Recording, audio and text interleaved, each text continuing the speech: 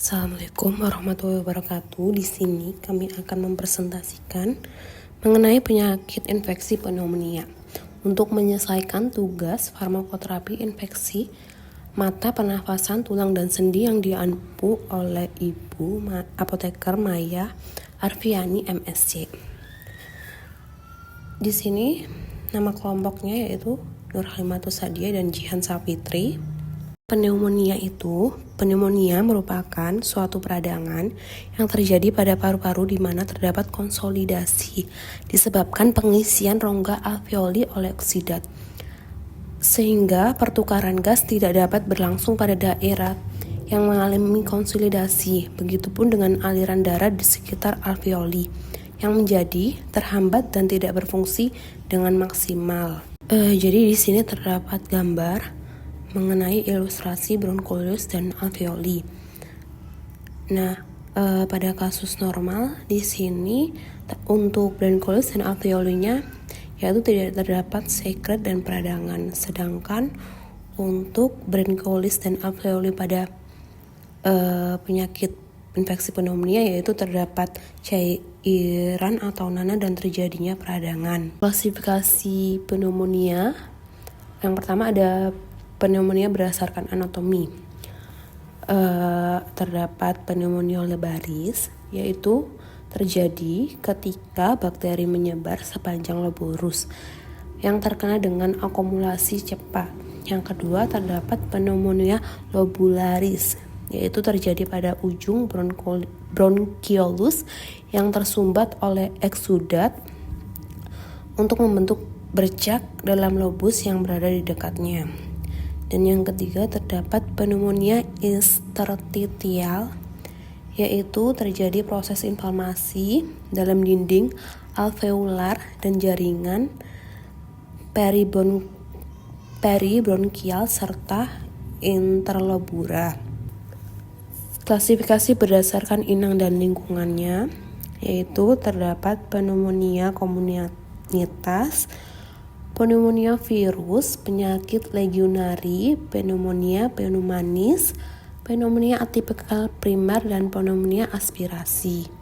Untuk patofisiologi pneumonia yaitu proses peradangan pneumonia dapat dibagi atas 4 stadium, yaitu yang pertama stadium kongesti.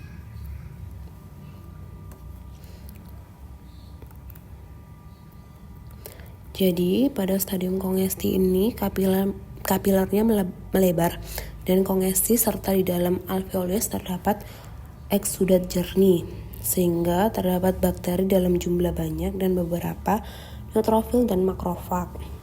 Untuk stadium hepatisasi merah yaitu lobulus dan lobulus yang terkena menjadi padat dan tidak mengandung udara. Warnanya menjadi merah dan pada perabaan seperti hepar. Untuk stadium hepatitis kelabu, yaitu lobusnya masih tetap padat dan warna merah menjadi pucat kelabu. Untuk stadium resolusi, eksudat berkurang dalam alveolus, makrofag bertambah, dan leukosit mengalami nekrosis dan degradasi lemak. Untuk tanda dan gejala, pada umumnya diawali dengan panas, batuk pilek, dengan suara serak, nyeri tenggorokan. Selanjutnya panasnya makin tinggi, batuk makin hebat, dan pernapasan cepat. Tarikan otot rusuk atau retraksi, sesak napas, dan penderita menjadi kebiruan atau sinosis. Ada kalanya disertai dengan tanda lain yaitu seperti nyeri pada kepala, nyeri pada perut, dan muntah. Ini terjadi pada anak di atas 5 tahun, sedangkan pada bayi di bawah 1 tahun tanda-tanda pneumonia ini tidak spesifik dan tidak selalu ditemukan demam dan batuk. Pada pemeriksaan dada dengan menggunakan stetoskop yaitu akan terdengar suara ronki. Untuk pemeriksaan penunjang pneumonia, yang pertama ada pemeriksaan laboratorium, lalu pulse oximetri, laju endapan darah, bilirubin, pemeriksaan gram kultur, dan pemeriksaan radiologi. Tata laksana terapi. Yang pertama ada terapi farmakologi. Petunjuk terapi empiris menurut PDPI 2003 rawat jalan ada tanpa faktor modifikasi golongan B-laktam atau B-laktam plus anti-B-laktamase.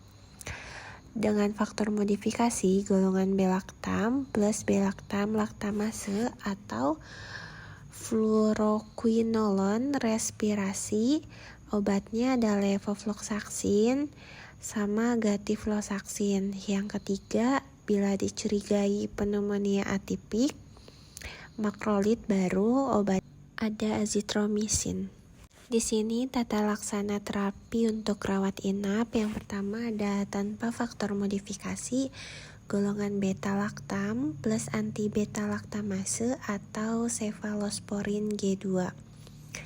Yang kedua dengan faktor modifikasi cefalosporin G2 atau fluoroquinolone respirasi IV. Yang ketiga bila curiga disertai infeksi bakteri atipik ditambah makrolid baru. Tata laksana terapi ruang rawat intensif. Yang pertama, tidak ada faktor resiko infeksi pseudomonas, non-pseudomonas ditambah makrolid baru atau fluoroquinolone respirasi. Yang kedua, ada faktor risiko infeksi. Yang ketiga, bila curiga disertai infeksi bakteri atipik, cefalosporin anti-pseudomonas atau Charbamapenem. Di sini ada tata laksana terapi untuk anak.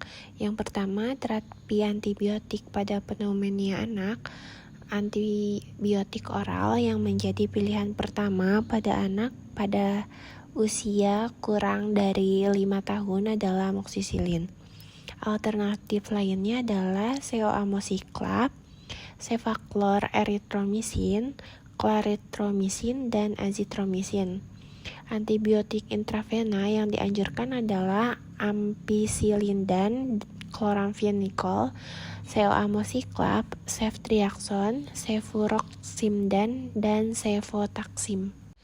Di sini dapat dilihat ada pilihan antibiotik intravena untuk penyakit pneumonia pada anak.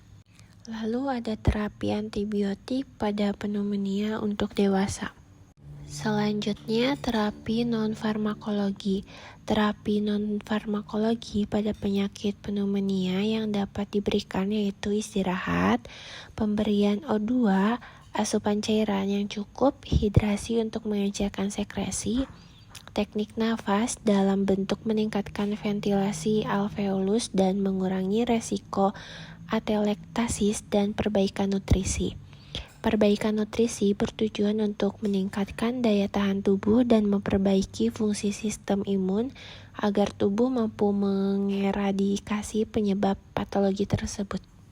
Sekian presentasi dari kami. Wassalamualaikum warahmatullahi wabarakatuh.